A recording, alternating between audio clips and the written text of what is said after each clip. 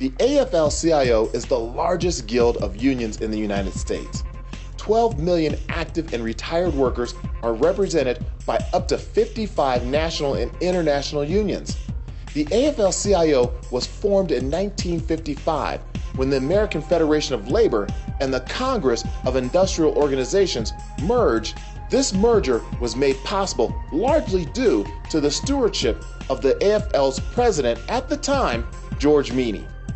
First, let's address the important distinction between the AFL and the CIO. Founded in December 1886, the American Federation of Labor was the largest assembly of craft unions in the United States for the first half of the 20th century. Then, in 1935, the Congress of Industrial Organizations was formed within the AFL, only to part ways as their own entity 3 years later. In its statement of purpose, the CIO said it had formed to encourage the AFL to organize workers in mass production industries along industrial union lines. An additional difference between the federations was noted when the Taft-Hartley Act of 1947 required union leaders to swear that they were not communists.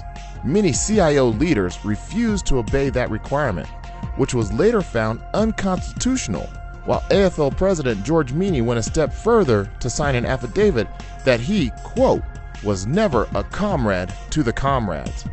Within a year, most U.S. union leaders signed the affidavit, which was later upheld by the Supreme Court. However, in 1949, they ruled that the Communist Party was unique among American political parties because it was swearing allegiance to a foreign power. George Meany's position on communism may have highlighted a difference within the federations, but he was also the reason they reunited. In the end, Meany modernized and grew the AFL-CIO, making it a powerful, unified voice once again.